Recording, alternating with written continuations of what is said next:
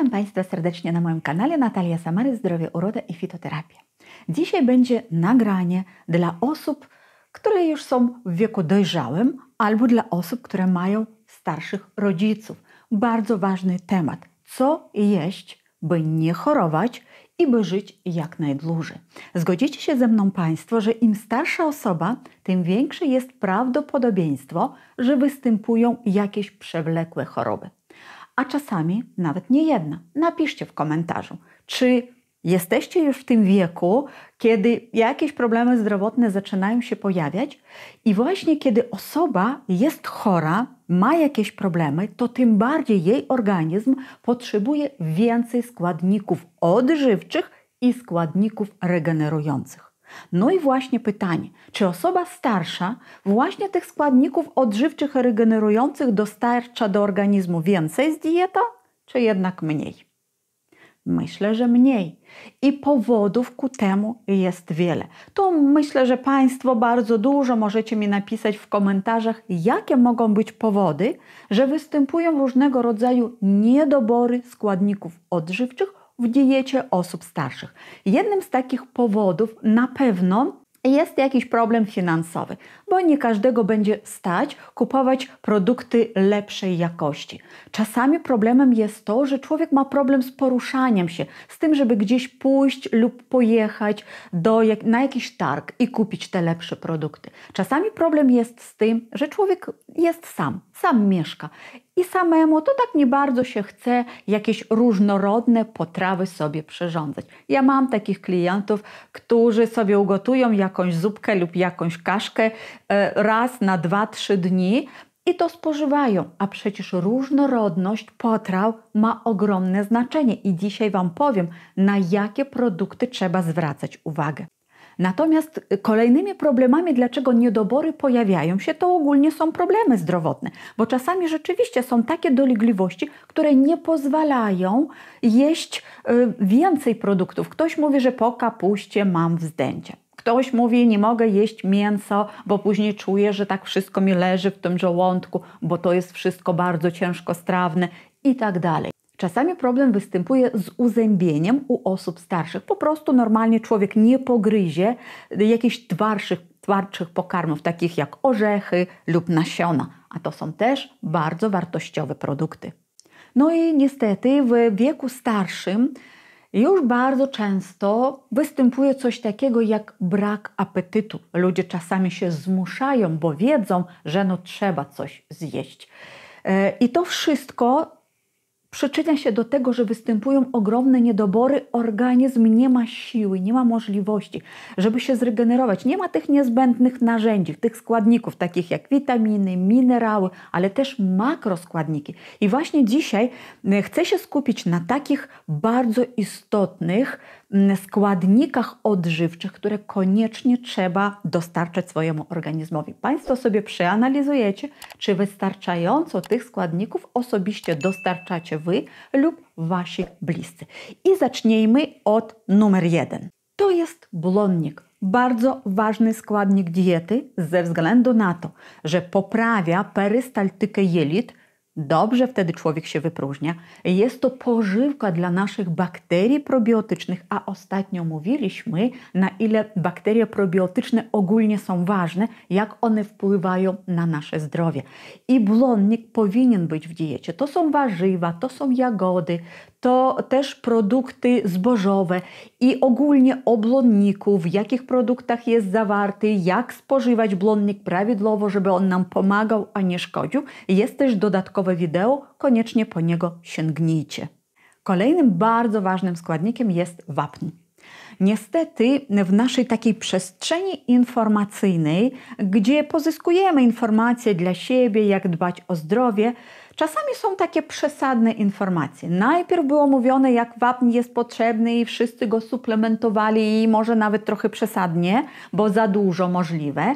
Natomiast później był temat poruszony, że tego wapnia rzeczywiście jest za dużo i w ogóle nie trzeba go spożywać, no bo wtedy on się nam podkłada w naczyniach krwionośnych i jest zwapnienie naczyń i kamienia w nerkach się tworzą. I człowiek się w tym trochę zagubił i wiele osób nie suplementuje wapń. W ogóle nie zwraca też uwagi wagi, ile tego wapnia jest w pożywieniu. Kochani, jeżeli nawet nie będziemy spożywać wapń, a będziemy mieli stan zapalny w naczyniach krwionośnych, to organizm sobie ten wapń i tak pozyska, żeby załatać te dziury w ściance naczyń przy pomocy wapnia, żeby usunąć stan zapalny, przyklei tam też blaszkę miażdżycową i pobierze ten wapń po prostu z naszych kości, zębów i tak dalej.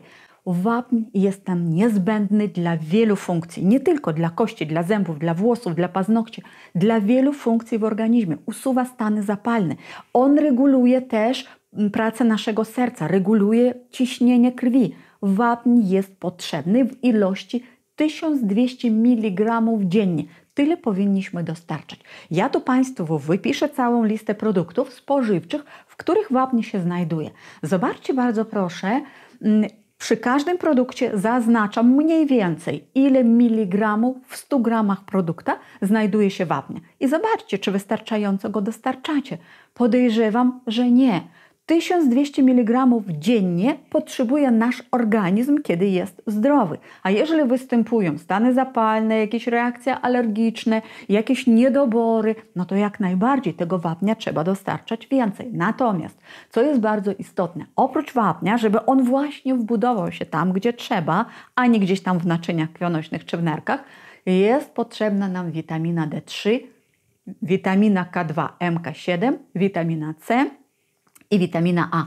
To są te składniki, które pomagają, by wapń wbudował się w komórkę, tam gdzie on jest niezbędny, żeby komórka naszego ciała go wykorzystała. Dlatego jeżeli chodzi o właśnie witaminę D3, to warto zrobić sobie badanie przynajmniej raz na jakiś czas i sprawdzić, jaki mamy poziom tej witaminy. Wtedy łatwiej nam będzie dopasować odpowiednią suplementację, żeby nie mieć niedoborów. Bo jeżeli brakuje nam witaminy D3, po pierwsze siada nam absolutnie układ immunologiczny i nie tylko jesteśmy bardziej skłonni na choroby wirusowe, bardziej podatni, tylko że organizm wtedy nie ma siły walczyć z chorobami przewlekłymi.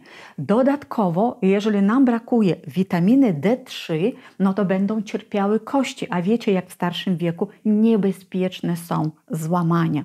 Ja tu Państwu też wrzucę i tu widzicie obrazek i pod spodem pod tym wideo link do pewnego nagrania, gdzie tłumaczę, w jaki sposób według własnych badań, według wyników później dopasować sobie odpowiednie dawkowanie, żeby rzeczywiście wzmocnić swój organizm, żeby nie rozwijały się stany zapalne i nowotwory, bo witamina D3 też za to odpowiada. Kolejna bardzo ważna witamina to jest witamina B12.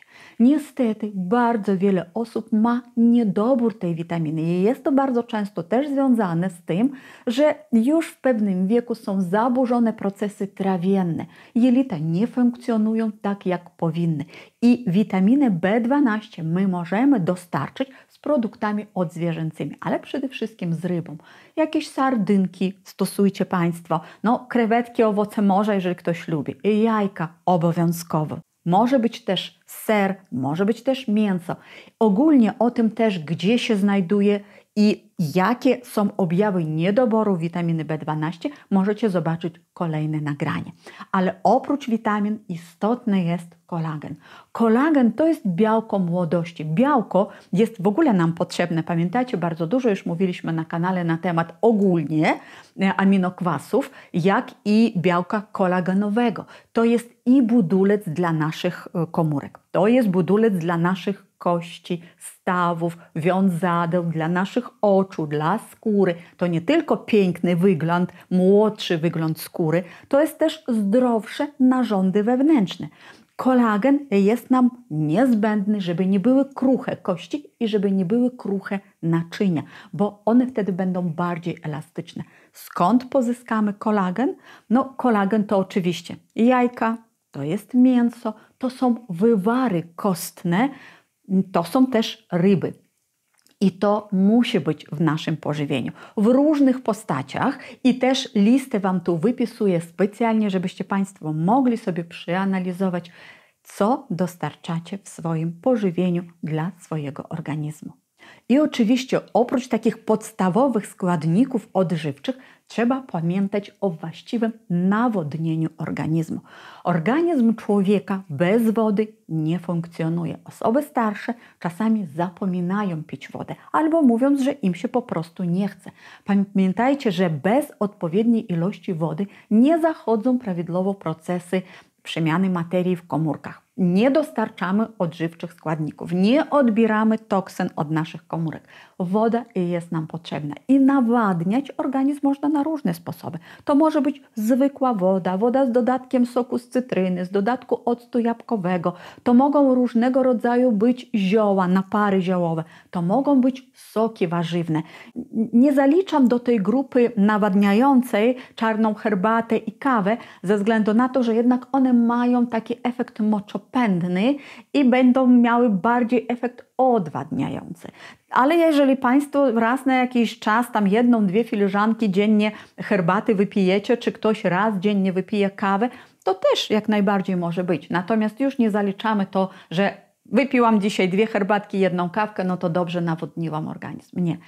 Do produktów nawadniających tych napojów akurat zaliczać nie będziemy.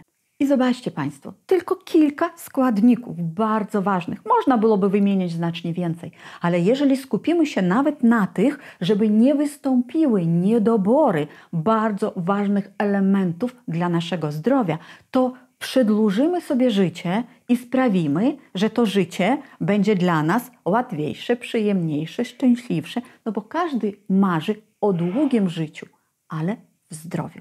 I tego Państwu z całego serca życzę. Bardzo Wam dziękuję, kochani, za uwagę. Z Wami była Natalia Samaryc i do zobaczenia w kolejnych nagraniach.